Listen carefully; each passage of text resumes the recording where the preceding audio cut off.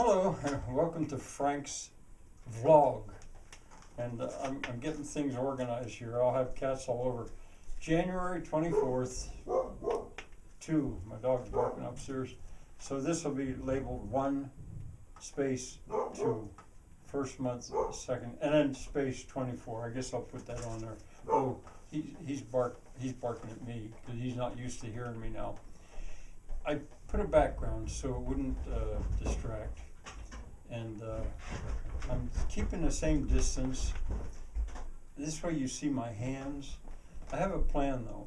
With one of the main thing I'm going to do with this vlog is tell a story. And for that, I think I'm going to bring the camera closer. I think. Not sure. They say about an Italian, if you tie his hands behind his back, he can't talk. Well, I don't think that's true of me, but maybe. In any case, that's one thing. I'm feeling my way into this. What I want to do today, kind of briefly, I need my glasses. I do have glasses here handy. I'm going to have this vlog relate to my Facebook page.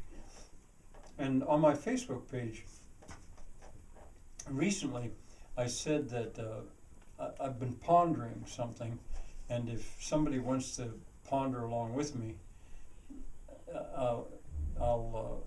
it would be handy if the person already knew some things about these subjects: activated or inoculated biochar, compost piles, manure piles, carcass disposal, terra preta, burn pits, pigs preferred diet, zanjas, and wood chips. I don't know if I mentioned all of those, but I don't have time, I don't think, to go through in detail why.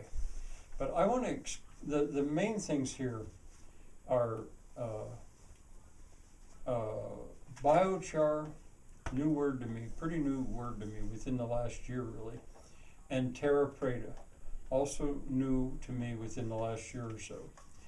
There are lots of videos out there right now dealing with those two subjects. But let me go through here in order. Activated or inoculated biochar.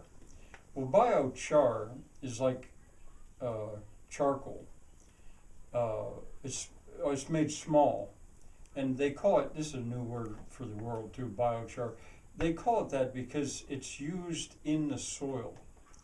And it's one of the ingredients, I believe always, in what's called terra preta. And terra preta is one of the most fertile soils on the planet. And it appears various places, largely in the Amazon. That's where it really got attention. But around the world, there's occurrences of terra preta. And I want to talk a good bit about that. But a principal ingredient is that charcoal. Now, how you get charcoal is you take wood and you heat it so hot it would burn right up if it had oxygen. But you deprive the oxygen so it doesn't have air. And so it cooks, in effect, and gives off what's called wood gas. It gives that off, and what you're left with is almost pure carbon. But it's carbon with all kinds of tiny little pores. An unbelievable amount of surface area in a little chunk of charcoal. That you maybe wouldn't know, but anyway, I need you to know, you can make your own charcoal. You can make charcoal if you have a way to take wood and heat it that hot and not let it have air. Compost pile, well, I'm no expert on compost piles, but I think most of you have some idea of what that is.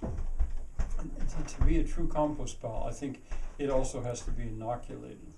And I'll say more about inoculating biochar when I have time. You see, our upload speed here, download too, is slow. And it takes a long time to upload these videos, so I can only have them be so long. Otherwise, they just take impossibly long. So I'll have to keep these pretty short, and I'll do that in another day. Manure pile, I've got a big manure pile out there I featured it in a video today, and I should tell you about that too. I've been doing other videos on my channel as well, and I've got a sort of, I'll connect the two. This is going to be kind of more laid back here, but that manure pile that I have is largely goat manure, old, very old goat manure, and the pigs are working it for me. More about that later. Carcass disposal. Well, a lot of times in the countryside, if say there's a dead animal on the road, or around here, a skunk or a raccoon or something like that that's dead, and what are you going to do with that? Well, they stink. And so one of the things you do is you put it in an incinerator. You can bury it in compost too, that sort of works. But the standard thing, I mean, my furnace is right there, and many's the dead animal that I've put in that furnace to burn it up. So that's one way, and even big animals, you can do that. Pigs preferred, terra preta, I already talked about that. Burn pit.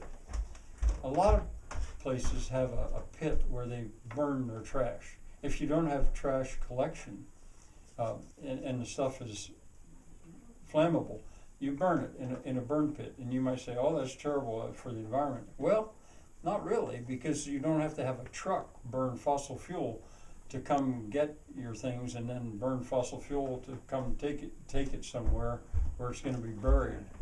It's probably more ecological to burn it close to where it's been used. Pigs' preferred diet. What I mean about that is pigs, typically they're fed pig meal and confined, but a pig, if it's got a choice and it's on open pasture, what does it eat? And I'll have to deal with that later. There's some things that it won't eat, and amazing things that it will eat. And then zanjas.